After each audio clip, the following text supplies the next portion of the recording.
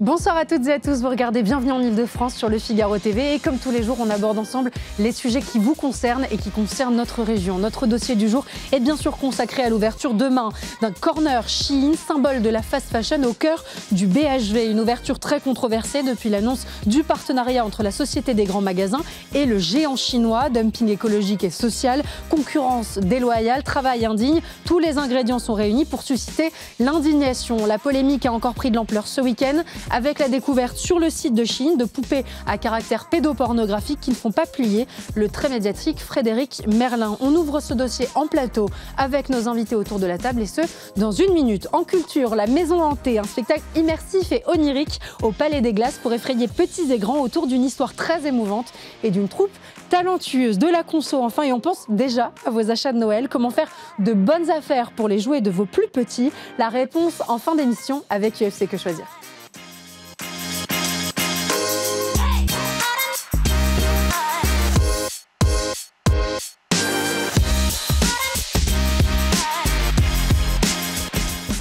Regardez cette affiche publicitaire qui a fait grand bruit. On y voit le patron du BHV, aussi PDG de la Société des grands magasins, accompagné du patron de Shein, leader de la fast fashion, grand sourire annonçant le lancement d'une boutique Shein au cœur du grand magasin parisien. Avec ce slogan très provoque, la pub qu'on n'aurait pas dû faire. Ouverture prévue demain en pleine tempête dont on va parler avec nos invités autour de la table. Anne-Cécile Violent, merci beaucoup d'être avec nous. Vous êtes députée de la Haute-Savoie, députée Horizon, rapporteur du texte Fast Fashion à l'Assemblée nationale. Johan Petiot, vous êtes directeur général de l'Alliance du commerce qui regroupe les grands magasins et enseignes de l'habillement et de la chaussure. Pierre Talamon, président de la Fédération nationale de l'habillement. Également avec nous, Nicolas Bonnet-Ouladj. Merci beaucoup d'être sur le plateau de Bienvenue en Ile-de-France. Vous êtes adjoint à la mairie de Paris en charge du commerce. Je parlais de provocation tout à l'heure. Est-ce que c'est de ça finalement dont il s'agit, même d'un point de vue business, d'un point de vue purement commercial quand on pense au BHV? C'est en tout cas ce qui est ressenti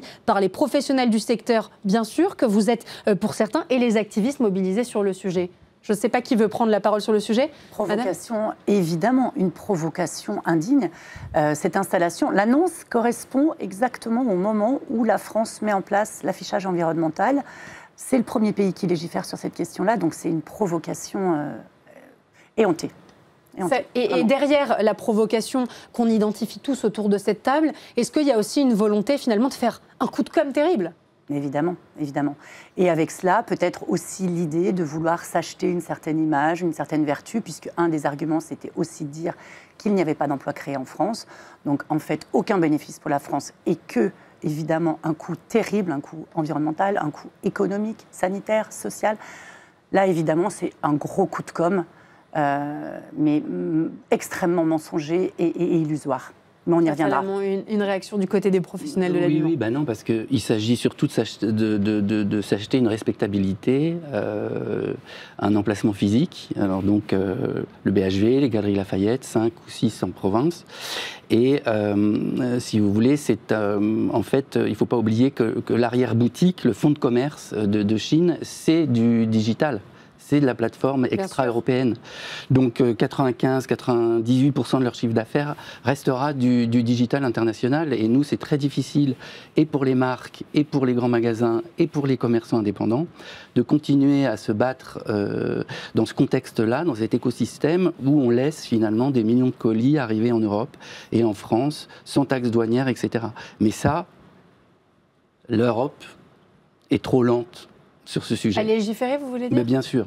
Il faut qu'on soit plus ferme, indépendamment de l'ouverture de cette boutique Shein en physique ? Oui, il faut qu'on soit plus ferme et plus rapide. Juste quelques chiffres. L'année dernière, c'était 775 millions de petits colis qui sont arrivés en France.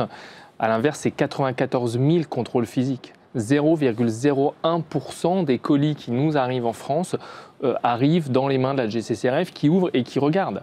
Ça veut dire que la grande masse quand même de ces colis, ça implique que tous les autres, c'est-à-dire 99,99% passent en dehors des radars. Passent en dehors des radars.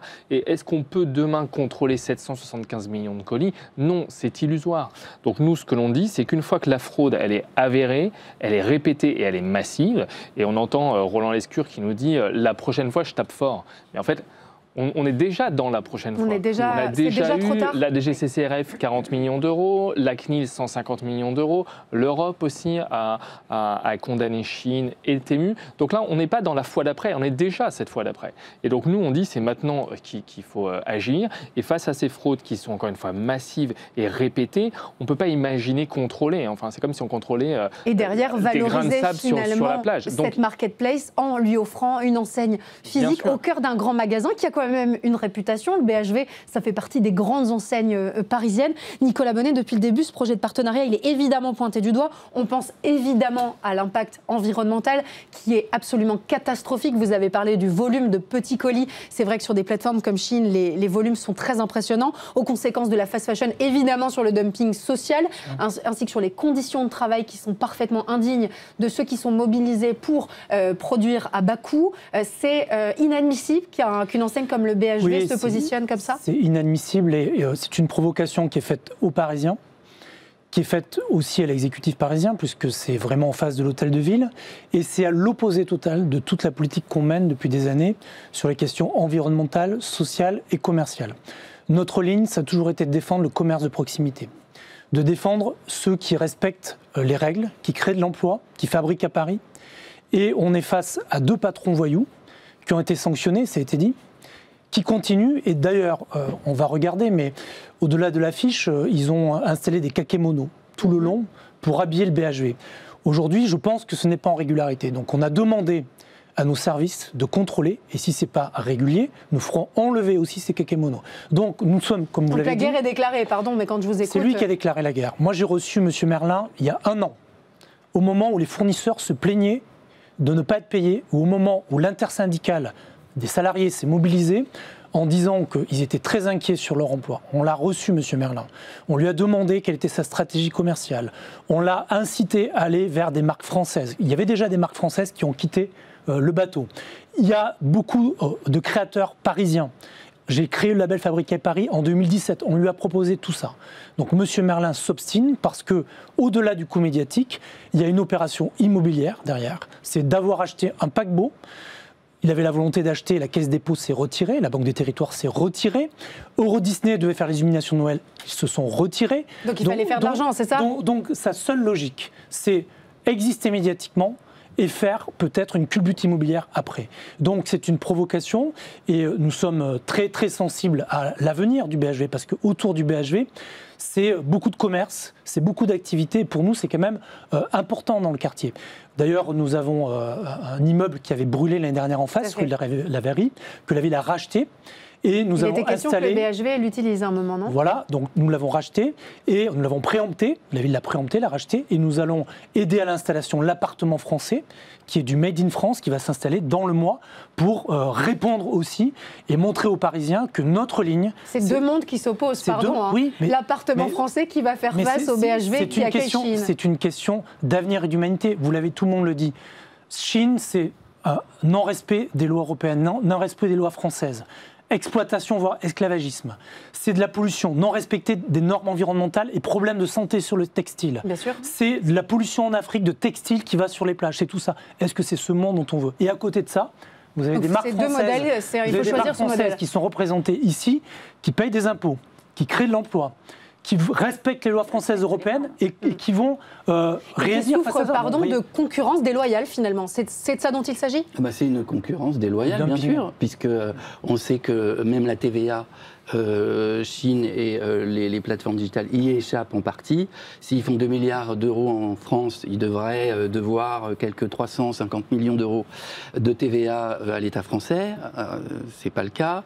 Ensuite, la taxe douanière, il faudra l'unanimité du Conseil européen. C'est pas demain la veille, c'est quand même une affaire européenne. C'est ça le problème. La fast fashion, on est retoqué sur certains points par les instances européennes. C'est quand même très compliqué. Pour moi, il y a un problème de gouvernance européenne. Vous souffrez de la gouvernance européenne quand vous avez travaillé sur ce texte. Vous avez remarqué un certain nombre de blocages au niveau européen ? Alors on est en plein dedans, puisqu'on a reçu la notification justement de l'Union européenne sur le texte de la loi française.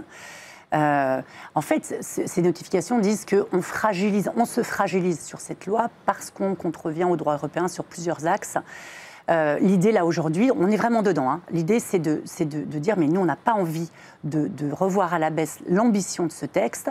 Donc, on est en train de travailler avec le ministère de la Transition écologique, avec Bercy, justement, pour trouver une écriture qui soit la plus pertinente possible, avec des arguments les plus pertinents possibles, pour satisfaire justement ces arguments, parce que, encore une fois, il est hors de question, enfin on le dit bien, il est plus qu'urgent d'agir. Donc oui, derrière ça, c'est une institution qui effectivement est parfois lourde administrativement, mais là, Pierre Talamon l'a dit, le sujet c'est qu'il faut une unanimité des pays, notamment sur la question des taxations des petits polluants.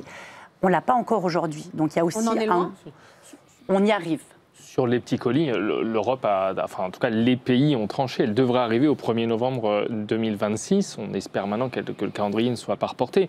Et la France propose même d'agir dès maintenant. Et c'est une première étape qui est hyper importante. Oui, qui est très souvent pris l'initiative sur ces questions-là. Et la France l'a pris dans le cadre du projet de loi de finances dans lequel on est actuellement, où justement cette disposition est prévue. Les taxes aux petits colis sont en discussion. C'est ça, c'est ça. Après, il y a ce qui peut être fait dans l'immédiat. Le ministre de l'économie s'est exprimé, M. Lescure, oui, tout à fait. sur la possibilité de fermer la plateforme. Oui. Vous l'avez évoqué, ils ont été notamment sanctionnés. Liés à ces poupées pédopornographiques qui ont été en ligne et qui ont été interdites ce week-end. Ce qui est quand même un scandale, et d'autant plus que la marque s'appelle Shein, elle.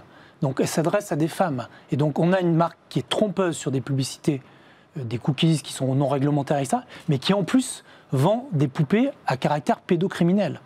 Voilà, donc vous voyez bien quand même que derrière, on a une entreprise qui est vraiment la pire de ce qu'on peut connaître. Ce que je voulais dire, c'est que le ministre de l'économie s'est exprimé. Mais on a aussi la direction de la répression des fraudes. Oui.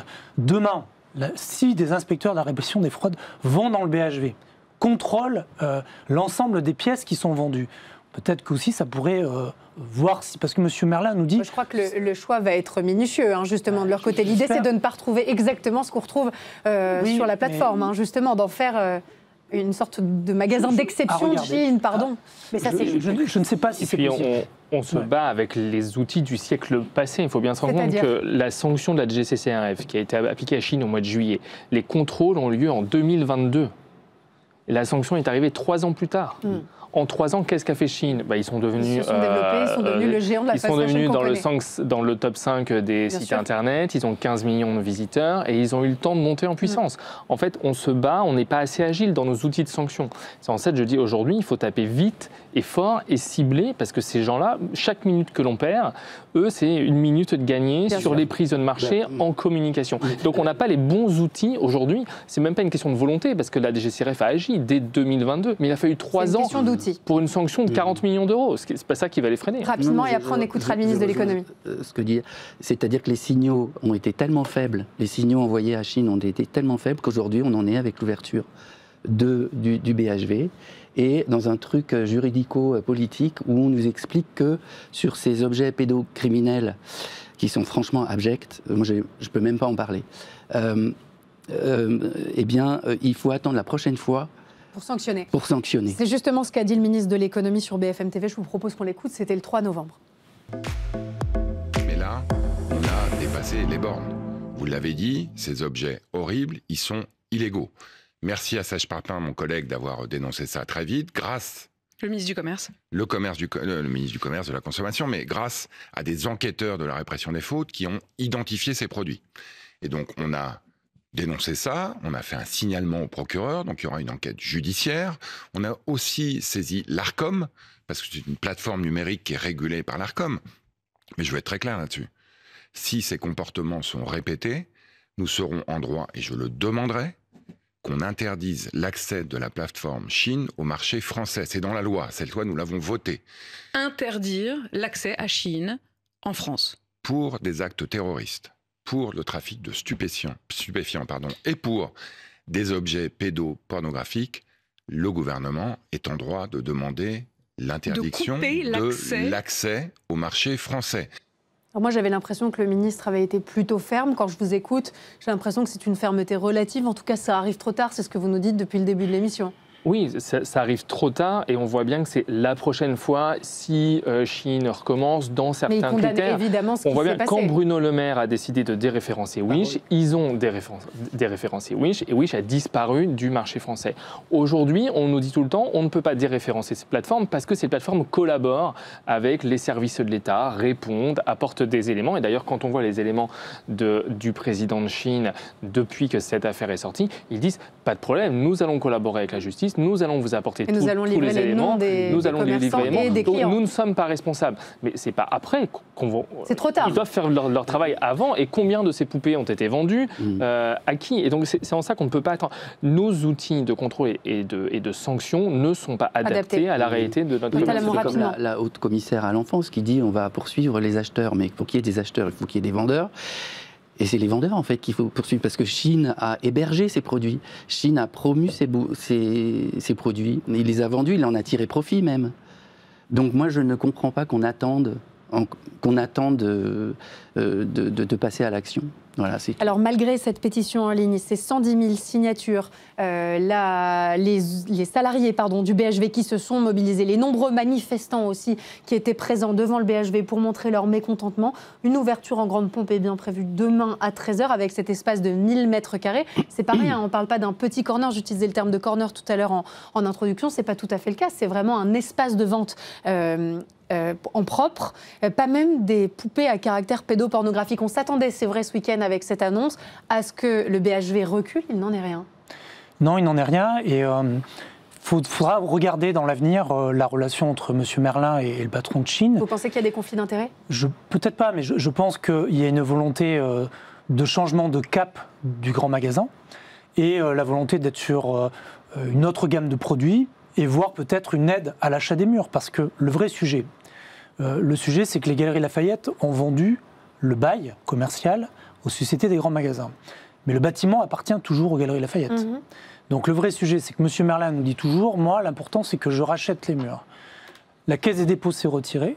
Est-ce qu'il y a eu un accord entre Shein et M. Merlin ou d'autres banques pour racheter les murs et pour s'installer définitivement en France ?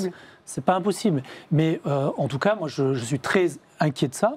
C'est une évolution dangereuse pour l'image de marque de notre pays, parce que c'est une première mondiale. Oui, c'est une première mondiale. C'est une des rares fois où on n'est pas heureux de faire partie des premières C'est une atteinte françaises. Aux salariés, c'est une atteinte aussi aux salariés du BHV, parce que beaucoup de salariés du BHV sont aujourd'hui dans une grande souffrance. Ils vont être obligés de travailler certains sont dans le BHV depuis plus de 25 ans.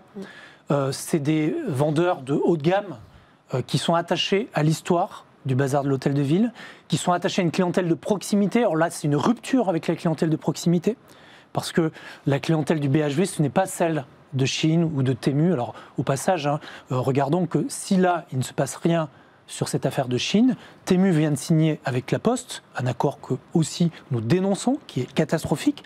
Demain, d'autres plateformes, Amazon pourra être tranquille, etc. Donc c'est un vrai problème de fond pour toute la suite. Sur une des annonces dans le cadre de cette ouverture, qui est de donner en montant de bons d'achat la somme dépensée chez Shein dans le magasin. L'idée étant de dire, pour se racheter une bonne conscience, de dire, écoutez, si vous dépensez 50 € chez Shein, vous aurez 50 € de bon d'achat que vous pourrez utiliser dans nos autres marques au BHV. Ça a été la stratégie commerciale de Shein avec des offres trompeuses sur Internet, de toujours être sur des promotions, des offres, etc. Et qui poussent à l'ultra-consommation, parce que on parle aussi de Shein comme un problème d'ultra-consommation. Or, aujourd'hui, nous, on est sur plutôt une ligne de se dire acheter quelque chose qui est durable, des vêtements durables, des marques françaises, plutôt que d'acheter quelque chose qui est du jetable et qui s'empile après sur des plages en Afrique. Ça fait partie pour moi vraiment de l'hypocrisie que je voudrais dénoncer de la part de M. Merlin, parce que quand il fait ça, quand il met en place cette offre, c'est parce qu'il soutient l'idée que le flux de consommateurs pourrait bénéficier au BHV et aux autres corners du BHV. C'est pas impossible. c'est pas du tout la même cible, c'est pas du tout le même consommateur. Donc, en faisant ça, effectivement, il va orienter les consommateurs vers peut-être d'autres stands. Mais ils ne viennent pas chercher la même chose. Donc, ça, c'est vraiment son hypocrisie. Tout comme de dire que les produits qui seront présents dans le magasin, dans le BHV, ne sont pas fabriqués dans des conditions... Peu importe que par ailleurs, ce soit produit à l'autre bout du monde dans des conditions épouvantables où on ne respecte pas le droit de l'homme. Au BHV, c'est pas ça. C'est ça. Et on ne regarde pas ce qui se passe. Peu importe qu'on vende des poupées pédopornographiques. Donc c'est l'idée un peu des œillères, quoi. Mais complètement. En fait, là, il fait entrer le loup dans la bergerie et ça va être le fossoyeur de toutes nos marques françaises que vous représentez avec excellence. C'est vrai qu'on parle beaucoup de la GM et du BHV, mais je pense que ceux qui ont le plus gros à gagner quand même de l'histoire, il ne faut pas se leurrer, cet éditeur, c'est quand même Shein qui, à travers cette opération, les 1000 mètres carrés, ça va représenter 0,01% des ventes de Shein en France. Mais ça lui achète une respectabilité, une crédibilité, et on sait que Shein fait depuis de nombreux mois le tour de toutes les marques, le tour de toutes les enseignes en France pour voir qui peut racheter, pour essayer de s'acheter cette crédibilité-là. Et en fait, c'est un peu le syndrome de Stockholm, c'est-à-dire après avoir passé 5 ans à épuiser le marché, à fragiliser les enseignes et les marques françaises, aujourd'hui, certaines n'ont plus que comme seul moyen de survie de se jeter dans les bras de Shein. C'est là où c'est absurde, mais parce qu'on réagit trop tard et trop lentement. Sur le syndrome de Stockholm. Une réaction, vous vouliez réagir rapidement ? Oui, je voulais juste réagir à vos propos. En fait, si la Banque des dépôts et la Caisse des territoires, la Caisse des dépôts et la Banque des territoires se retirent, c'est parce que justement, le BHV fait une alliance avec Shein. Ils étaient en négociation pour acheter les murs, justement. C'est pas dans l'autre sens. Donc ça veut dire que c'est vraiment une démarche délibérée de la part de M. Merlin. Monsieur Merlin qui a décidé de ne pas rétro-pédaler, même après sa découverte des poupées à caractère pédopornographique ce week-end sur le site de Fast Fashion Shein. On l'écoute. Totalement honnête, quand l'annonce de ces poupées a été faite, moi j'ai réfléchi à annoncer le principe, non pas de reporter, mais d'annuler tout simplement cette collaboration. Et c'est la décision en fait du président de Shein qui m'a convaincu de continuer. C'est-à-dire ? D'abord, et je crois qu'ils l'ont fait savoir hier, ils ont fermé temporairement 100% des produits destinés pour adultes pour pouvoir être certains que les produits référencés n'étaient pas à caractère pédopornographique. Deuxièmement, et ils l'ont fait savoir encore plus récemment, ils ont fait savoir le principe qu'ils allaient donner le nom des personnes qui avaient acheté ces produits-là. Troisièmement, on parle beaucoup de Shein, mais c'est toutes les plateformes qui les vendaient. Et je n'excuse pas Shein, attention, je n'excuse pas Shein. On parle beaucoup de Shein, mais ce sont toutes les plateformes. Et donc aujourd'hui, vous dites j'ai confiance en Shein. J'ai confiance en les produits qui seront vendus par Shein, produits par Shein au BHV. Il est l'homme qui défend ce projet depuis le début avec une niaque absolument incroyable. À défaut du reste, il est en plein milieu d'une tempête et il ne plie jamais. Moi, j'ai envie de vous demander s'il est complètement suicidaire ou si c'est un businessman impitoyable. Forme de génie du mal. Moi, je crois qu'il est complètement désinhibé, en fait. Parce que quand on est capable de dire... moi, quand j'emmène mon fils à l'école le matin... Il y a quand même quelque chose d'incroyable dans ses propos, pardon. Quand j'emmène mon fils à l'école le matin, c'est le même plaisir que quand j'achète un centre commercial. C'est ce qu'il a dit sur une chaîne de télé. C'est quand même tout mélangé. C'est-à-dire on déshumanise l'humain et on humanise finalement l'argent, quoi. C'est ça le truc. Moi, je ne comprends pas ce personnage. Ce serait effectivement très intéressant de faire une analyse psychologique de ce garçon. On a quand même quelques signes qui nous montrent que certainement tout n'est pas forcément très on va dire très stable. Et chaque mot est une provocation, chaque mot est une hérésie. Comment on peut accepter de dire finalement j'ai réfléchi, il n'a pas dû réfléchir longtemps quand même pour dire après finalement je vais garder le partenariat parce qu'ils sont OK pour collaborer justement avec l'État. C'est insupportable. C'est insupportable de faire coexister cette réalité-là. La conclusion, c'est qu'il n'y a aucune valeur, aucune morale. Alors, ce qui est très surprenant, c'est que le directeur général du BHV, lui, sur BFM TV, le 3 novembre, ne plie pas non plus, ne rétropédale pas non plus, mais parle de spécificité de l'offre proposée en magasin. C'est ce que vous disiez tout à l'heure, on met des œillères. Nous, on ne proposera pas ce qu'on retrouve sur la grande marketplace chinoise et des engagements RSE des grands magasins. On l'écoute également. Ça, c'est magnifique. SGM et le groupe BHV, c'est une entreprise familiale. C'est une entreprise qui prend beaucoup de responsabilités, qui prend des engagements RSE. C'est ce qu'on fait aussi avec Shein. Titre personnel, là, ça n'a pas fonctionné. Là, à titre personnel, je suis papa, comme les Frédéric Merlin. On est extrêmement sensible à ça. Et donc, on va prendre toutes les mesures avec Shein pour le condamner. Pour autant, l'ouverture de ces magasins physiques, qui, lui, n'aura que des produits qu'on a sélectionnés, des produits qu'on a choisis, qu'on travaille avec Shein, qui sont leurs produits et non pas des produits de marketplace, il faut vraiment dissocier les deux. Et cette erreur sur la marketplace doit être corrigée, mais la marque, elle, continue de s'améliorer et c'est ce qu'on fait avec eux. Donc ça ne remet absolument pas en cause l'ouverture en grande pompe prévue après-demain de cette boutique à Paris au BHV? Non, le magasin ouvrira bien mercredi. Pardon, mais est-ce que ça change quelque chose, ces pseudo-arguments ? On ne fera pas la même chose que ce qu'on trouve sur le site. Vous savez, moi, on a des engagements RSE. Quand je l'ai reçu il y a 3 semaines, il me disait que les produits viendraient en train. Parce que le vrai problème aussi de ces plateformes, c'est que c'est l'équivalent de 5000 tonnes, je crois, de vêtements par jour. C'est l'équivalent de 50 Boeing. Donc il y a un taux de CO2 qui est quand même énorme. Quand on se bat contre le réchauffement climatique et qu'on veut lutter contre la pollution, évidemment, c'est pas ce qu'il y a de mieux. C'est antinomique. Voilà. Donc il me dit que c'est... Bon, on lui a posé la question en train, mais pour venir de la Chine en train, c'est-à-dire recréer la route de la soie, il faut traverser toute l'Europe, la Russie, l'Ukraine, etc. Bon, si je ne dis pas de bêtises, il y a des plateformes de revente qui sont un peu plus proches que le départ de la Chine. La réalité, c'est qu'il y a des aéroports en Europe qui sont rachetés par les Chinois et où arrivent des avions pleins de colis et qui repartent ensuite en camion dans toute l'Europe. Voilà. Ou des ports. Ou des ports. Donc la réalité, c'est ça. Donc il nous ment sans arrêt. Il a menti à tout le monde. Donc là, il continue à être dans le mensonge. Le problème, c'est pas de tomber dans le jeu du mensonge, c'est qu'à un moment donné, c'est ce qui a été dit dès le début, au début de l'émission, c'est quand est-ce qu'il y a une sanction qui tombe et quand est-ce qu'on arrête cette personne. Et le vrai sujet, il est là. Et c'est l'acteur de la filière qui, en fait, emploie le plus de polyester. Donc, il faut regarder les étiquettes. Les vêtements, c'est à plus de 80% de polyester. Et une robe en polyester, ça se fabrique éventuellement chez eux en 3 heures, mais c'est 300 ans qu'il faut à la planète pour l'absorber. Ouais. Donc, c'est ça aussi le problème. Et l'hyperfragmentation de leur production. Parce qu'ils disent, on n'est pas cher parce qu'on fabrique à la demande. C'est faux. Ils font d'abord environ 1 million de pièces par jour. Il y a 5% d'invendus. Ça fait quoi, 18-20 millions d'invendus à l'année, plus une grande zone d'ombre au tableau sur les retours. Il y a beaucoup de retours. On ne sait rien à ce niveau-là. Donc c'est un gros pollueur et avec cette hyper-fragmentation et d'envoi de petits colis, ils sont à, 23 millions d'émissions de CO2 à l'année sur 2024, je crois. Et c'est absolument énorme. Alors, pour Rachida Dati, la coupable est toute trouvée. Vous avez évidemment regardé cette interview. C'est Anne Hidalgo et sa politique anti-voiture qui a condamné les commerçants et fait baisser l'attractivité des boutiques et des grands magasins parisiens. Je vous propose qu'on l'écoute. Pourquoi le BHV en est là?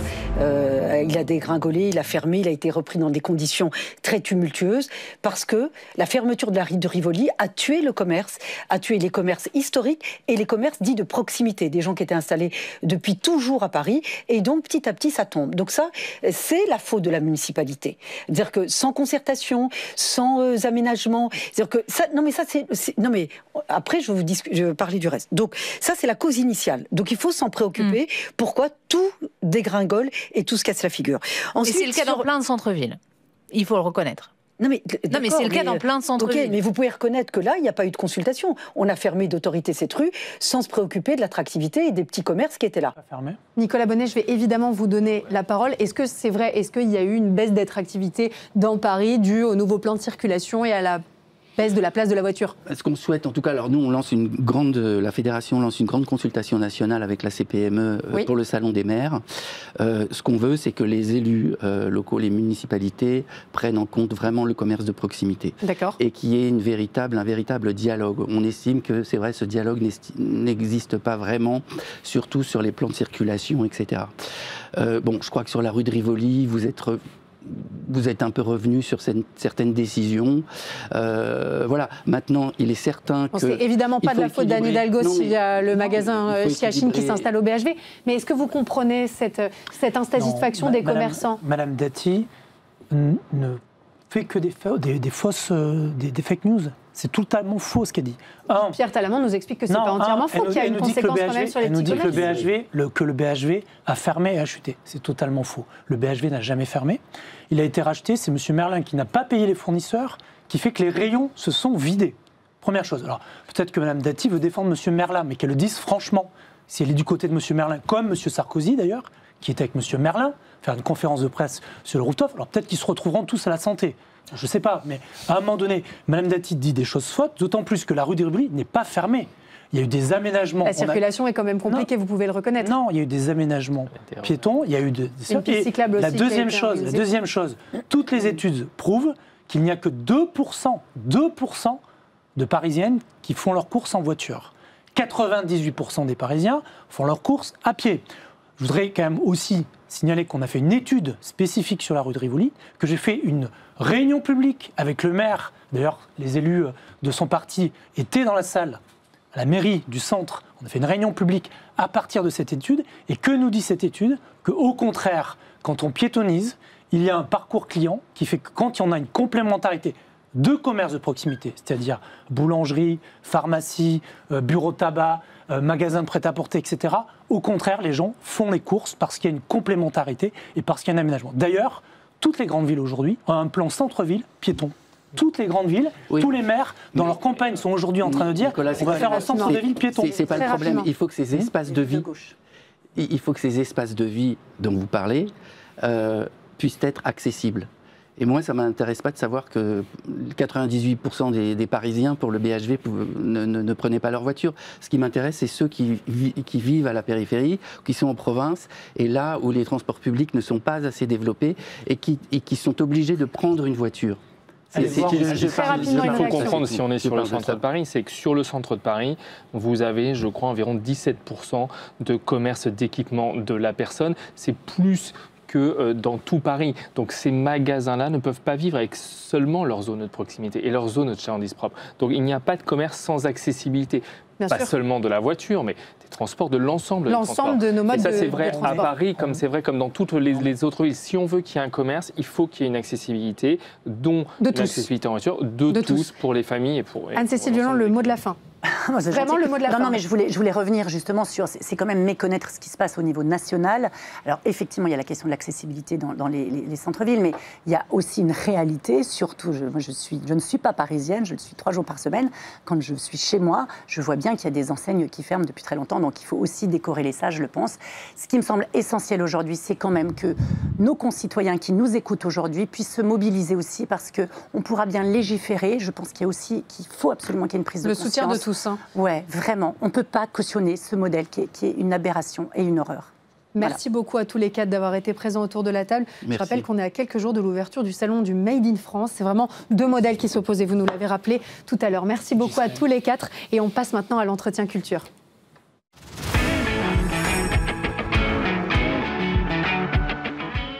Depuis le 19 octobre, le Palais des Glaces s'est transformé en maison hantée. Une maison hantée plus que réaliste en 3D, avec un dispositif immersif pour nous plonger dans cet univers frissonnant autour de la touchante histoire de la petite Ellie et de ses fantômes. On en parle avec vous deux en plateau. Bonjour à tous les deux. Bonjour Noël. Bonjour. Vous êtes comédienne. Nicolas Neveu, vous êtes auteur et compositeur. Merci beaucoup. Metteur en scène sur ce spectacle magnifique. Merci beaucoup à tous les deux d'être présents sur le plateau de Bienvenue en Ile-de-France. Avant de parler de ce sujet, j'ai envie de dire un mot de la troupe déjà qui est formidable, qui a largement prouvé son talent dans le quartier latin avec le spectacle consacré à Jules Verne, un spectacle immersif extrêmement réussi que j'avais découvert avec beaucoup de plaisir. C'est important de s'entourer des bonnes personnes. On essaye d'avoir effectivement le meilleur des castes, et on est ravis d'avoir Louane avec nous qui fait partie de ce cast et qui a plein de qualités, notamment... Louane, tu peux nous parler un petit peu de ton parcours ? Du coup, j'ai commencé avec Émilie Joly, une comédie musicale, et en fait, ainsi de suite.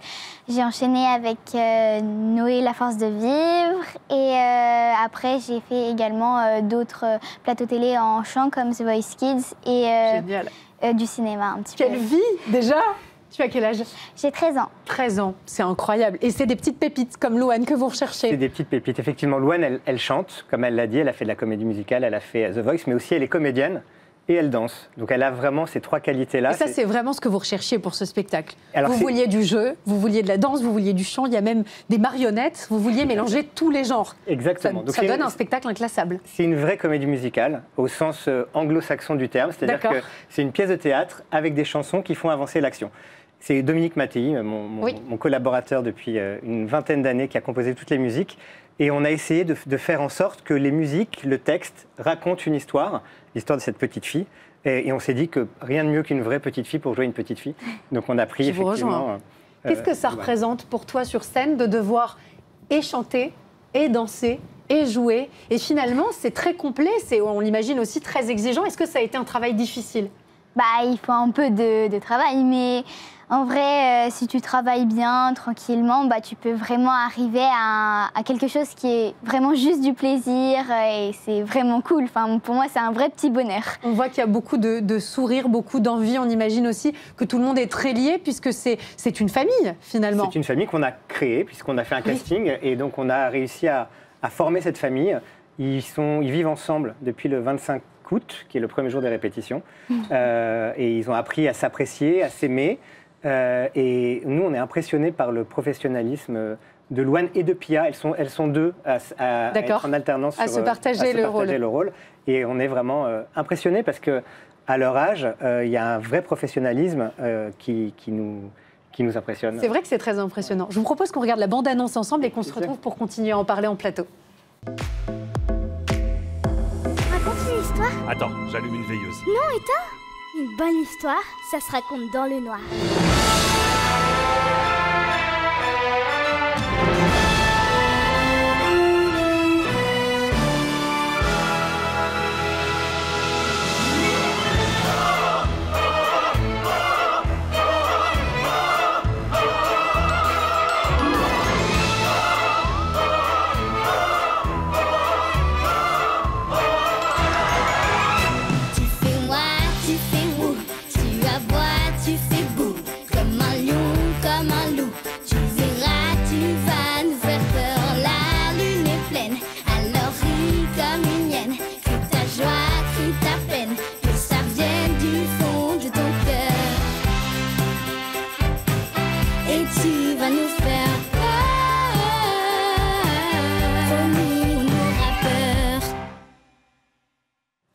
Et on peut déjà apprécier le talent de tous ceux qui sont sur scène et cette mise en scène absolument géniale. Vous aviez adapté pour la France des spectacles comme Mamma Mia, Sister Act, Le Bal des Vampires, Dirty Dancing. À chaque fois, vous mettez votre patte et vous mettez surtout, je trouve, beaucoup d'énergie dans des mises en scène qui sont extrêmement immersives. C'est ça qui vous plaît, c'est d'embarquer le public? Alors on essaye, sur la Maison Hantée, effectivement, on a un spectacle immersif, c'est-à-dire qu'on a créé sur les murs du théâtre les décors. Les décors sont à la fois sur scène, mais également sur les murs. Qu'est-ce que ça change pour le public? Ça change que le public est vraiment dans l'action avec nous, avec eux. Et on a, en fonction des lieux où se passe le spectacle, à un moment donné, ils prennent la route. Et on a la route qui défile sur les murs du théâtre. Et on a l'impression, quand on est assis dans le public, d'être en voiture avec eux et de partir en voyage avec eux. Quand on est dans la Maison Hantée, on a le décor de la Maison Hantée sur les murs du théâtre.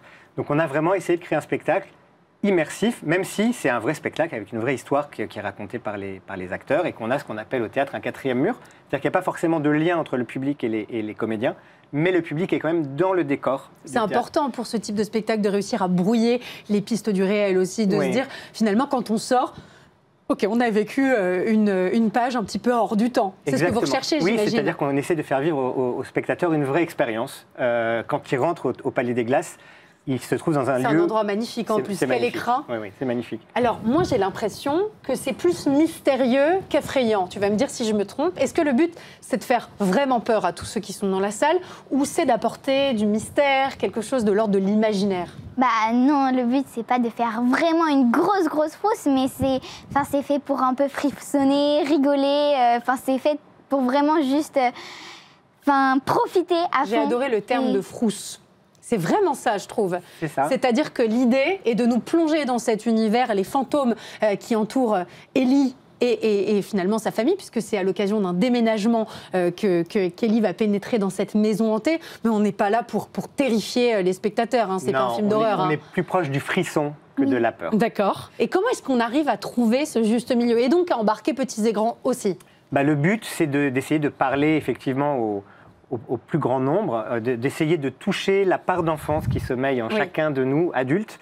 Et pour ça, on s'est rendu compte avec Dominique Mattei, quand on écrivait, que les enfants adoraient avoir peur. Ils adorent se faire peur, mais ce sont de petites peurs, des petites frayeurs. Des frousses. Des frousses, voilà, exactement. Qu'est-ce que tu penses du fantôme Alfred? Alors, en tant qu'Ellie, il fait pas hyper peur pour moi. Parce que moi, je le trouve plus... un peu rigolo en fait. C'est un peu ton complice, non? Bah, c'est pas vraiment mon complice. Mon complice, ça va plus être Marlito, mais on va dire que j'ai pas peur de lui. Et vu que Ellie, elle a toujours la main sur le cœur, elle veut toujours aider, elle est un peu comme ça avec lui et montre qu'en fait, elle peut être son amie tout en n'étant pas comme les autres fantômes qui peuvent être un peu oh maître et tout. Elle veut vraiment il est farceur. Il est attachant. Il est farceur, il est attachant. Et puis il déclenche les péripéties aussi, c'est important. Et puis il est un peu ridicule aussi. Donc, et ça provoque le rire. Exactement. C'est ça qui est important aussi, c'est que vous nous emmenez dans un panel d'émotions qui est assez large, du rêve au frisson, en passant par le rire franc, le sourire, l'émotion. Vous parliez de retrouver notre âme d'enfant, on y est vraiment. Et pour autant, on réfléchit sur des thèmes importants, le passage à l'adolescence, le courage, l'imaginaire. On est finalement dans des thèmes qui nous concernent tous. Il y a un pouvoir d'identification qui est assez fort quand même, indépendamment évidemment pour les enfants, les plus jeunes et les jeunes ados du personnage d'Ellie. Bien sûr, donc l'essentiel quand on fait un spectacle, c'est d'essayer de faire en sorte que le public s'identifie. Et pour ça, on essaie de parler au plus grand nombre. Et grâce à Louane, qui joue le rôle d'Ellie, on arrive très facilement à s'attacher à son personnage et donc à rentrer facilement dans l'histoire. À quoi est-ce que tu penses quand tu es sur scène ? En fait, quand je suis sur scène, personnellement, j'oublie que je suis Louane. Enfin, je sais pas, à chaque fois que je sors, que c'est la fin du show, je me dis, mais waouh, qu'est-ce qui s'est passé? En fait, j'étais vraiment dans Ellie. C'est une vraie parenthèse. Oui, et c'est ça qui est drôle, c'est qu'en fait, après, quelques jours après, je me dis, mais attends, c'est un truc de fou. J'étais sur la scène du Palais des Glaces et... en fait, c'est presque comme si il y avait deux personnes en moi. Une qui était sur scène et une qui était dans la vie normale. C'est qu'on a épousé le rôle finalement. Exactement. C'est que vous l'avez bien choisi aussi, c'est que les connexions se sont faites évidemment. C'est sûr qu'on l'a bien choisi. On est vraiment ravis de l'avoir avec nous. Vous aviez envie aussi de faire découvrir au public, notamment au jeune public, toutes les palettes du spectacle vivant. Moi, je trouve ça absolument génial de montrer qu'aujourd'hui, sur une scène, on peut avoir du bon jeu, avec des comédiens, donc c'est le métier, de la danse, du chant, encore une fois de qualité, et du théâtre de marionnettes, c'est génial. Alors, elle a été formée à la marionnette, parce qu'elle manipule aussi la marionnette de Marlito. Et ce qu'on essaie de faire avec le théâtre musical, c'est que chaque art raconte une émotion. C'est-à-dire qu'à un moment donné, on va jouer la comédie, et puis quand les mots ne suffisent plus, on va se mettre à chanter. Et quand les notes ne suffisent plus, on se met à danser. Donc c'est vraiment... C'est un peu une gradation. Exactement. C'est un art complet, la comédie musicale.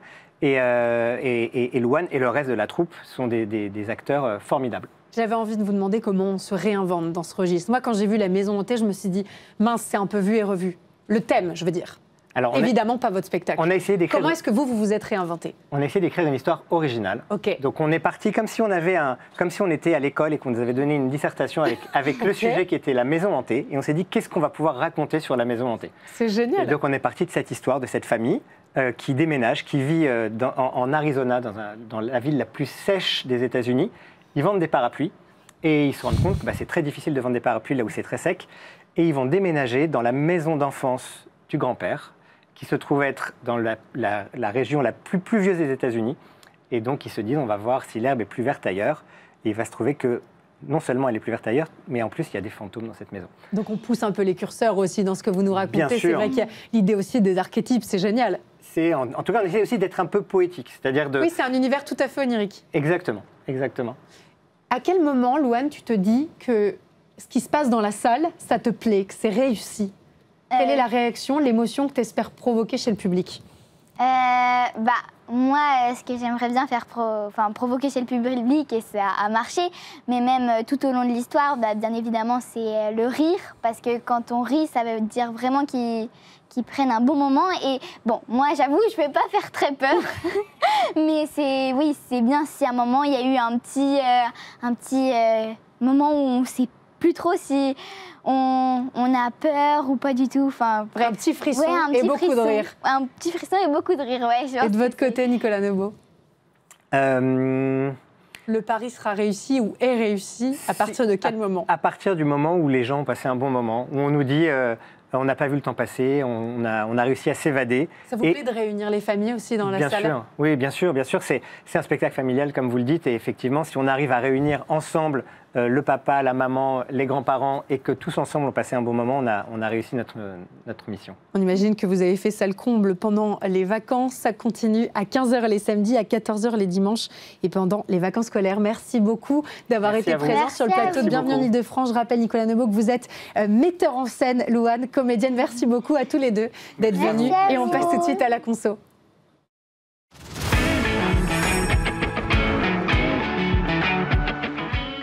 Tous les ans, vous vous faites la même réflexion. Vous vous y prenez beaucoup trop tard pour les cadeaux de Noël. Pourtant, il existe des astuces pour faire de bonnes affaires, notamment sur les jouets de nos enfants. Alors, pour que vous disposiez de toutes les informations, on va faire le point avec vous, Noé Baudian. Merci beaucoup.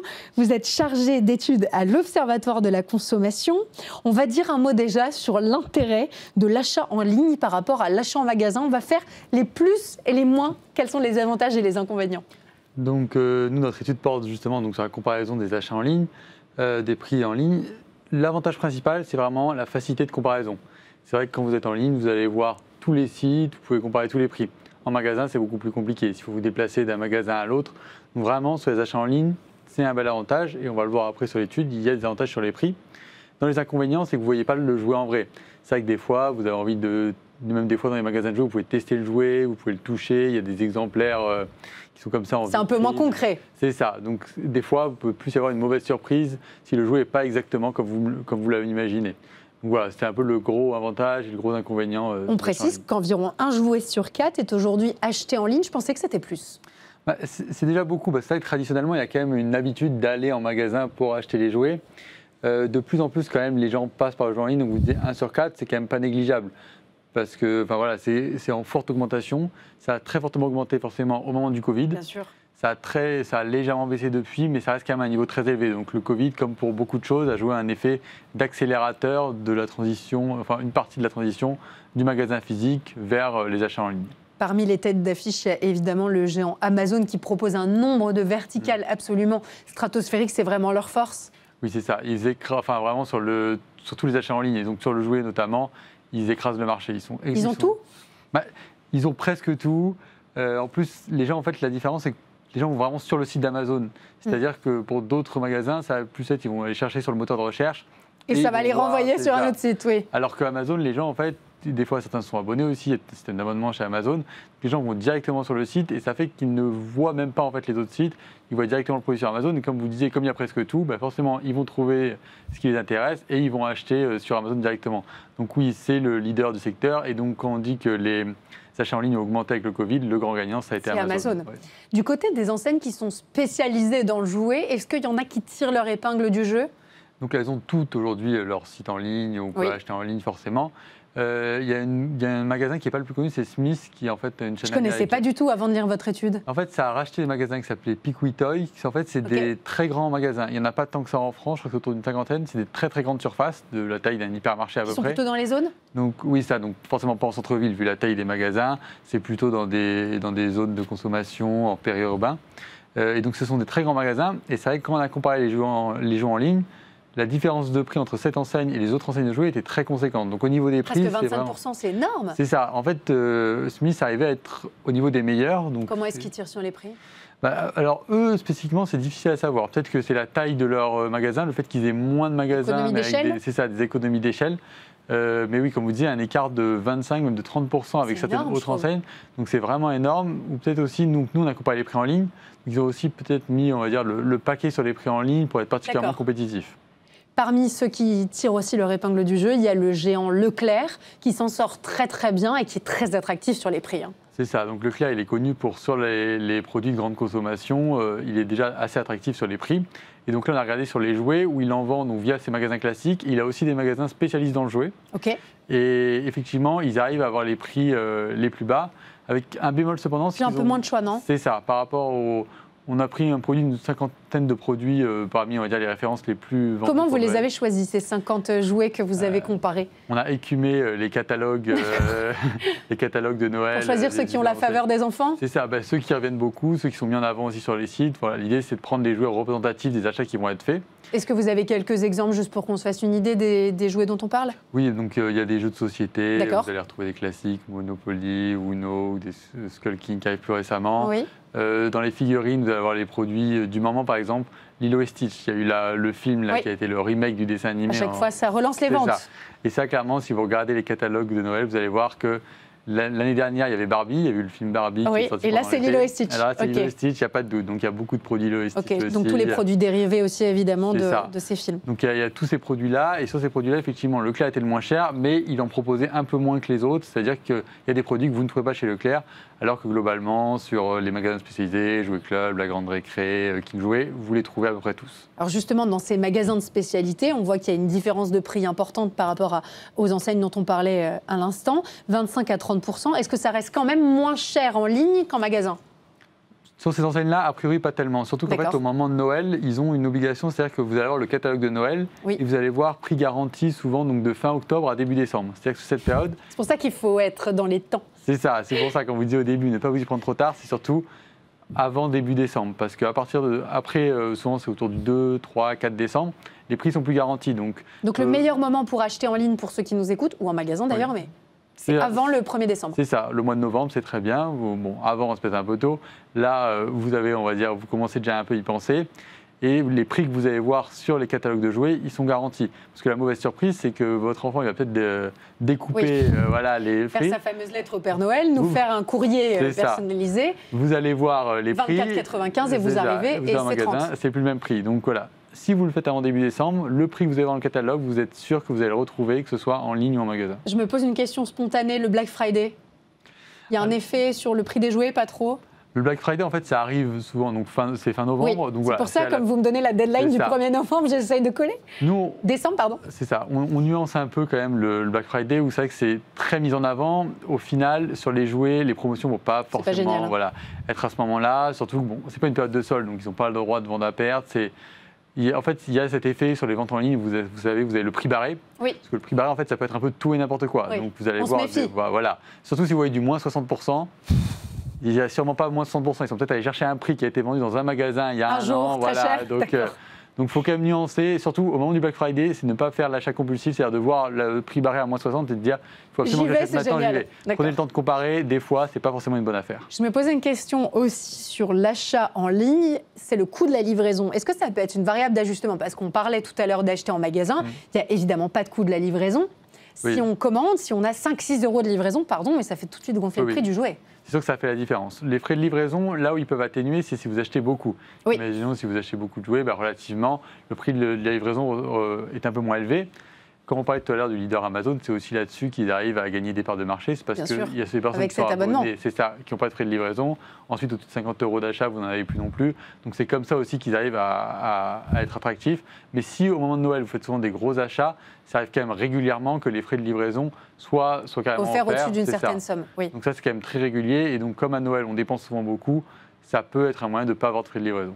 Est-ce qu'il y a des options où acheter en magasin reste moins cher selon certains jouets ? Il faut comparer. Ce qu'on a vu, nous, vraiment, c'est que selon le jouet, c'est très variable. Donc il faut prendre le temps de comparer. C'est ça, il faut prendre le temps de comparer. Comparer en ligne déjà, parce que si vous voyez que le magasin près de chez vous, il y a le prix qui est quand même affiché en ligne, donc allez voir, est-ce qu'il est plus ou moins intéressant que les prix en ligne ? Quelquefois, ça peut être plus intéressant ou alors seulement très peu de différence, vous pouvez décider d'aller en magasin. Et donc voilà, vraiment, nous, ce qu'on a vu, c'est que selon le jouet, la différence de prix peut être très variable. C'est-à-dire qu'il y a un magasin qui ne va pas être très bon sur un jouet, mais qui va se positionner beaucoup mieux sur un autre. Donc voilà, prenez le temps de comparer. Et comme on l'a dit, il y a quand même des différences de prix qui sont très conséquentes. On parle de moins 25, moins 30%. Sur un panier de Noël qui est quand même très élevé, ça fait une vraie différence. Ça fait une vraie différence. Est-ce qu'il y a aussi un marché de la seconde main dans les jouets ? Ça se développe, mais ça reste quand même très très restreint. C'est vrai que les gens n'ont pas tellement ce réflexe. Il y a un peu avec Le Bon Coin, qui a traditionnellement souvent des personnes... Je crois que sur Vinted, on peut maintenant aussi mettre en ligne un Oui, il y en a aussi sur Vinted. C'est vrai qu'en France, Le Bon Coin est implanté depuis longtemps, et donc c'est vrai que ça marche beaucoup, notamment sur des jouets qui, par exemple, comme les Playmobil, des jouets qui valent assez cher. Un petit peu de collection Oui, c'est ça. De la collection, voilà, des produits vraiment qui vont être chers de marque, et qui ne vont pas trop s'abîmer avec le temps. Et donc voilà, il peut y avoir ces produits-là, mais globalement, ça reste très très minoritaire sur le marché global du jouet. Donc si on récapitule, ça coûte globalement moins cher d'acheter en ligne, surtout dans certaines enseignes, mais surtout on prend le temps de comparer, on regarde ce qui se passe en magasin, on regarde ce qui se passe en ligne, et surtout on fait ses achats avant le 1er décembre, après quoi les prix peuvent grimper. Merci beaucoup. Ça va, j'ai bien résumé? Parfait. Okay. Merci beaucoup Noé Vaudien d'être venu nous présenter les résultats de votre étude et finalement les prix et la comparaison que vous avez menée sur ces 50 jouets pour acheter au prix le plus bas et faire des bonnes affaires en prévision de Noël. Un grand merci, à très bientôt. Et moi, je vous dis à demain sur le Figaro TV. Je vous souhaite une très bonne soirée.